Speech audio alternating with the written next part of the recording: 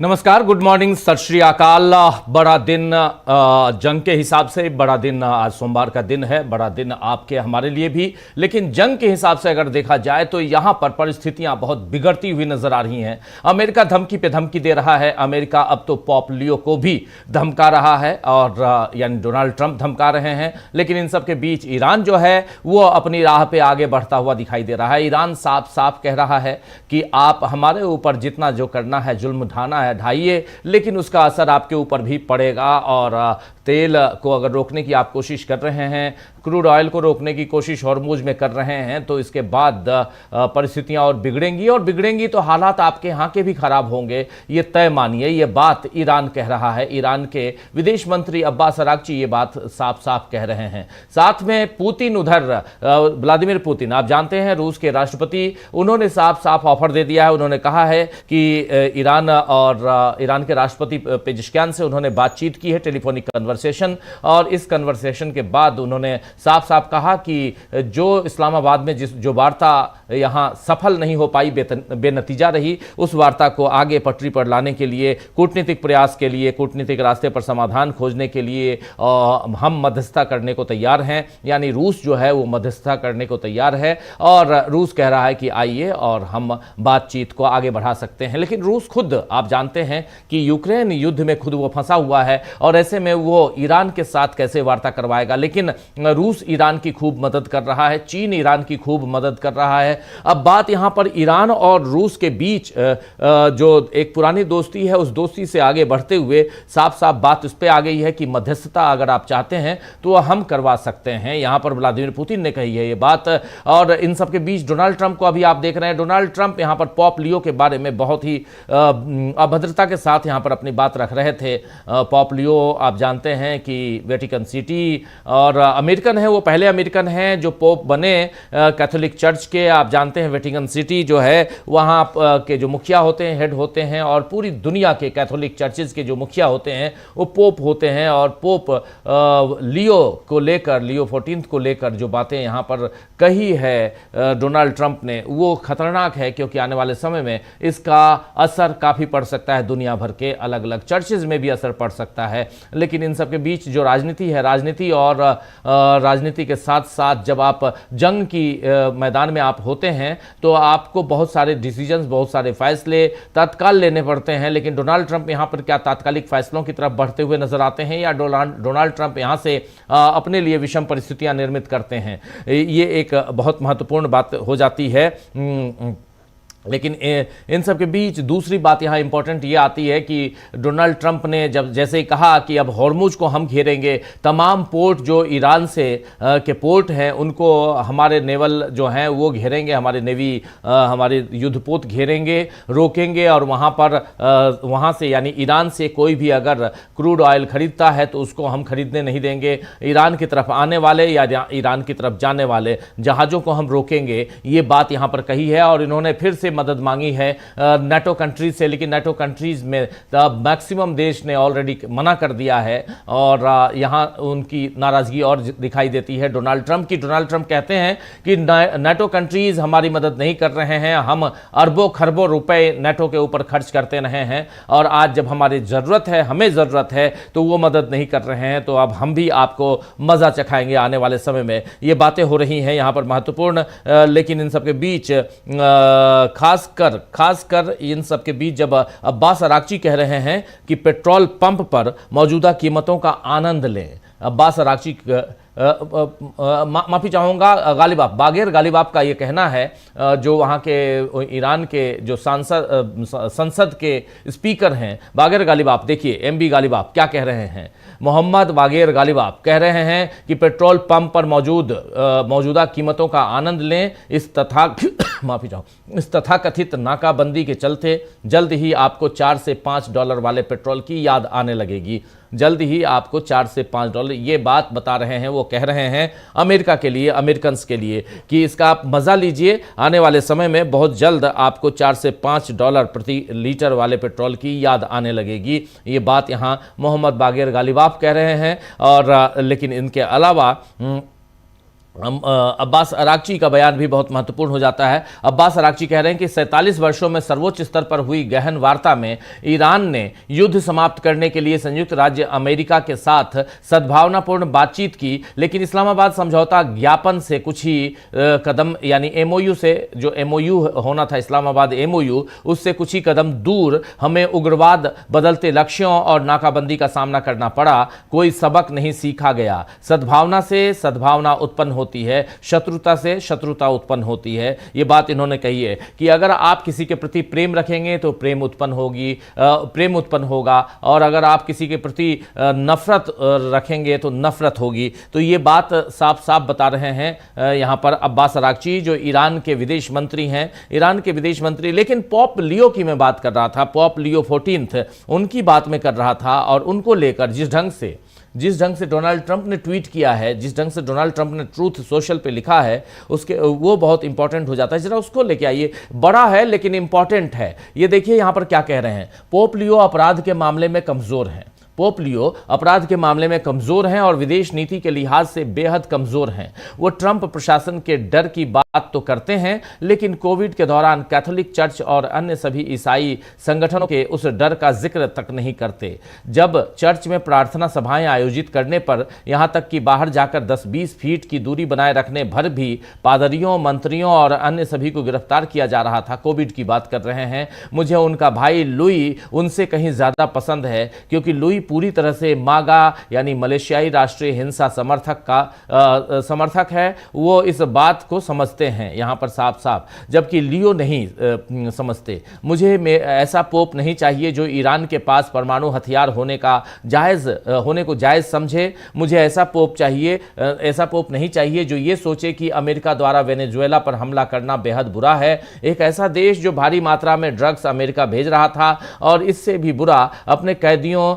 जिनमें हत्यारे, drug dealer और कातिल शामिल थे, को हमारे देश में भेज रहा था। और मुझे ऐसा पोप नहीं चाहिए जो संयुक्त राज्य अमेरिका के राष्ट्रपति की आलोचना करे, क्योंकि मैं वही कर रहा हूं जिसके लिए मुझे भारी बहुमत से चुना गया था। अपराध दर को रिकॉर्ड निचले स्तर पर लाना और इतिहास का सबसे बड़ा शेयर बाजार बनाना। लियो को शुक्रगुजार होना चाहिए, क्योंकि जैसा कि सभी जानते हैं उनका आना एक चौंकाने वाला आश्चर्य था। पोप बनने के लिए उनका नाम किसी सूची में नहीं था, और चर्च ने उन्हें केवल इसलिए पोप बनाया क्योंकि वो एक अमेरिकी थे, और उन्हें लगा कि राष्ट्रपति डोनाल्ड जे ट्रंप से निपटने का यही सबसे अच्छा तरीका होगा।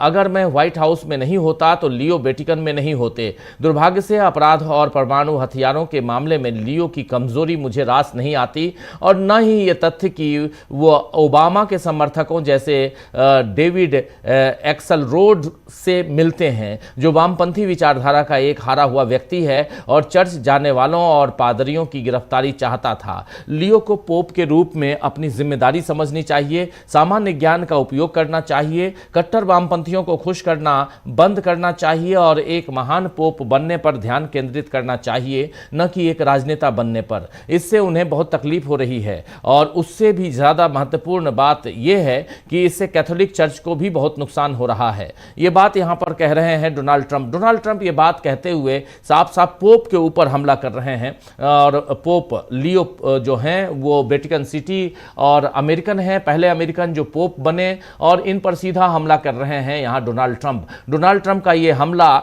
यहाँ काफी मायने रखता है। इसलिए मायने रखता है क्योंकि चर्च पे सीधा हमला है। ये पोप के ऊपर हमला मतलब चर्चेज के ऊपर हमला, कैथोलिक चर्चेज के ऊपर खासकर हमला, और इसके बहुत सारे मायने निकाले जाएंगे, और इसका बहुत सारा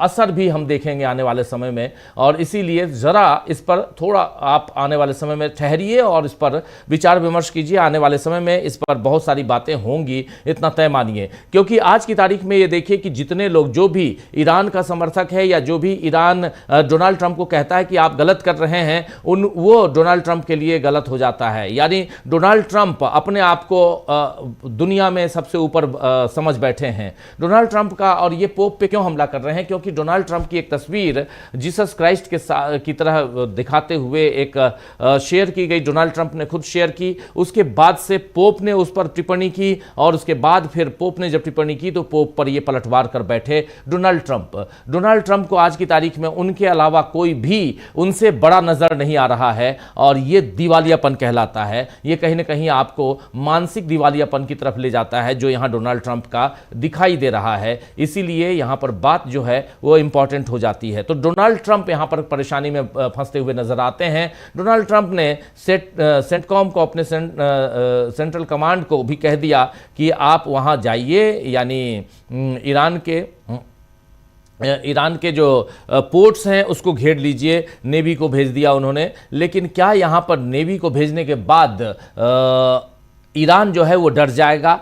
वो बहुत इंपॉर्टेंट है यहां पे। लेकिन डोनाल्ड ट्रंप ने यह भी कहा है कि अगर ईरान बातचीत के लिए फिर तैयार नहीं होगा तो उन्हें इससे कोई फर्क नहीं पड़ता है। देखिए, इतनी सारी बातें कल से डोनाल्ड ट्रंप की आई हैं, इतनी सारी बातें डोनाल्ड ट्रंप ने कही हैं, खासकर ईरान, और लग रहा है कि डोनाल्ड ट्रंप यहां बौखला गए हैं। उनकी बौखलाहट साफ दिखाई देती है। वाशिंगटन डीसी के पास ज्वाइंट बेस एंड्रूज में पर पत्रकारों से उन्होंने कहा है कि अगर बातचीत के में वापस नहीं आता है ईरान तो उन्हें कोई फर्क नहीं पड़ेगा, और मुझे कोई परवाह नहीं है कि वो वापस आते हैं या नहीं आते हैं। अगर वो वापस आते हैं तो भी ठीक है, नहीं आते हैं तो भी ठीक है। ये बात कह रहे हैं डोनाल्ड ट्रंप।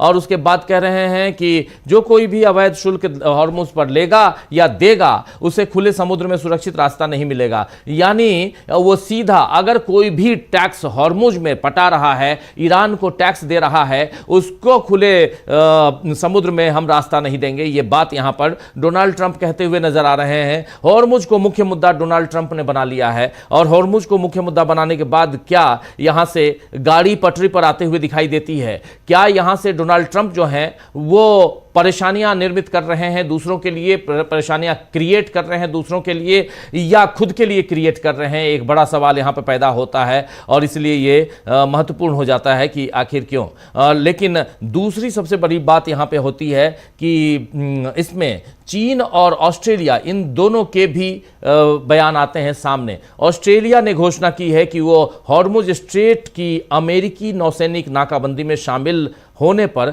विचार नहीं कर रहा है, यानी नहीं होगा उसमें शामिल, और कह रहा है कि स्थायी शांति प्राप्त करने और अंततः ऑस्ट्रेलियाई लोगों के लिए पेट्रोल की कीमतों को कम करने का सबसे अच्छा तरीका बातचीत के माध्यम से समझौता करना है। यह ऑस्ट्रेलिया का कहना है। ऑस्ट्रेलिया ने साफ साफ मना कर दिया है कि आप चाहते हैं कि हम आपका साथ दें, यानी डोनाल्ड ट्रंप जी आप चाहते हैं कि हम आपका साथ दें, यह संभव नहीं है। दूसरी तरफ चीन के रक्षा मंत्री एडमिरल डोंग जून का कहना है, उन्होंने, एडमिरल डोंग जून जो चीन के रक्षा मंत्री हैं, उनका बयान भी सामने आया है, जो कह रहे हैं कि हम विश्व में शांति और स्थिरता के लिए प्रतिबद्ध हैं। हम मध्य पूर्व की स्थिति पर नजर रख रहे हैं। हमारे जहाज हॉर्मुज जलडमरू मध्य में लगातार आ जा रहे हैं। ईरान के साथ हमारे व्यापार और ऊर्जा समझौते हैं, हम उनका सम्मान करेंगे और अपेक्षा करते हैं कि अन्य लोग हमारे मामलों में दखल न दें। ईरान हॉर्मुज जलडमरू मध्य को नियंत्रित करता है, यह हमारे लिए खुला है, और यह हमारे लिए खुला है। दो बातें यहां सीधे सीधे इनडायरेक्ट रूप से चीन ने अमेरिका को धमकी दे दी है कि हमारे मार्ग में, हमारे रास्ते में मत आइए। तो क्या यहां से हॉर्मुज जलडमरू मध्य जो है वो यहां से एक वो इस जंग का सेंटर पॉइंट बनने जा रहा है, केंद्र बिंदु बनने जा रहा है? क्योंकि हॉर्मुज जलडमरू मध्य को के इर्द गिर्द अमेरिका अपने नेवल फोर्सेस को, नेवी के जो फोर्सेस हैं उसको इकट्ठा करने में लग गया है कल से, और वो कह रहा है कि यहां पर कोई भी टैक्स नहीं देगा। टैक्स पटाना जो है वो भी, अगर टैक्स देना है तो हमको दीजिए, लेकिन ईरान को नहीं। एक बात ये। दूसरी बात, कोई भी ईरान से कुछ भी खरीद करके वहां से निकलता है तो वो होने हम नहीं देंगे, और कोई भी अगर वहां लेके आता है ईरान के लिए तो वो हम लेने नहीं देंगे। यानी चारों तरफ से ईरान की नाकेबंदी, और कोई भी जहाज यहां नहीं आएगा, चाहे वो भारत का जहाज क्यों ना हो, वो चाहे नेपाल का जहाज क्यों ना हो, कोई भी जहाज आना जाना नहीं होगा, ना ईरान जाएगा ना आएगा। ये बात यहां पर कही जा रही है अमेरिका की तरफ से। लेकिन ईरान के साथ जो संबंध चीन के रहे हैं, उन संबंधों को चीन निभाते हुए, आगे बढ़ाते हुए चीन साफ साफ कह रहा है कि आप हमारे रास्ते में मत आइए डोनाल्ड ट्रंप साहब, अच्छा नहीं होगा। सीधे धमकाते हुए यहां पर डोनाल्ड ट्रंप कि हमारे रास्ते में आप मत आइए, ये ठीक नहीं होगा। ये बात यहां पर कही जा रही है डोनाल्ड ट्रंप की तरफ, चीन की तरफ से, चीन के रक्षा मंत्री की तरफ से। ये इंपॉर्टेंट बात हो जाती है चीन के रक्षा मंत्री की तरफ से कि आप हमारे रास्ते में मत आइए। इस बीच एक खबर ये भी है कि अमेरिकी इस्फहान से पायलट लेने नहीं आए थे, वो यूरेनियम लेने आए थे और वो असफल हो गए। ये बात कही गई है, क्योंकि इधर से ईरान की तरफ से कही गई है। और ये बाइट भी है, ज़रा बाइट सुन लेते हैं और चर्चा इस एक स्पेशल इस कैप्सूल में और भी बहुत कुछ है, ज़रा बाइट सुनिए। سرنگون کردیم آمده بودن تبس را تکرار کنن و مردم از اون مستثر باشه. اونا نیامده بودن خلبان ببرن، اونا آمده بودن یه چیز دیگری را ببرن، برن به نمایش بگذارن، بگن خب ما رفتیم اهداف نظامی زدیم، اون چیزی هم حق مسلم مردم رو برداشتیم آوردیم.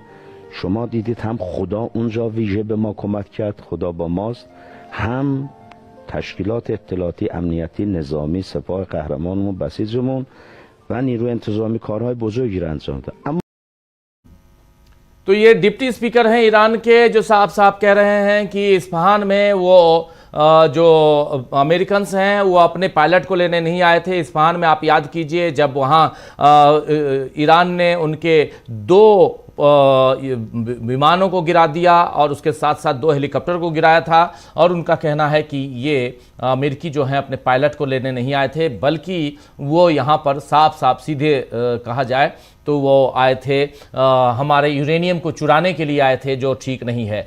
तो यहाँ पर एक सिनेरियो जो है वो आपके सामने रखना चाह रहा था। इसके बाद 12 बजे से ठीक 5 मिनट बाद न्यूज़ रूम से आप सीधे लाइव देखेंगे और न्यूज़ रूम के लाइव में आप पूरे विस्तार से देखेंगे बहुत सारी चीज़ें। डोनाल्ड ट्रंप कल से लेकर आज तक उनके जितने बयान आए हैं उन बयानों को देखिए आप, तो साफ समझ में आता है कि डोनाल्ड ट्रंप फ्रस्ट्रेटेड हैं और उनको यहाँ से बाहर निकलने का रास्ता नहीं मिल रहा है। और रास्ता न मिलने के कारण वो जो काम कर रहे हैं उसकी प्रतिक्रिया स्वरूप ये जंग और भड़कने जा रही है। ये तय मानिए कि अब ये जंग जो है वो जिस दिशा में जा रही है उस दिशा में इस जंग को नहीं जाना चाहिए था। लेकिन डोनाल्ड ट्रंप अपने कर्मों पे कल को पछताएंगे। आज दुनिया पछता रही है कि इस टाइप के प्रेसिडेंट को अमेरिका के लोगों ने आखिर चुना क्यों। चलिए एक ब्रेक लेता हूं, छोटा सा ब्रेक के बाद सीधे 12 बजे दोबारा मुलाकात होती है।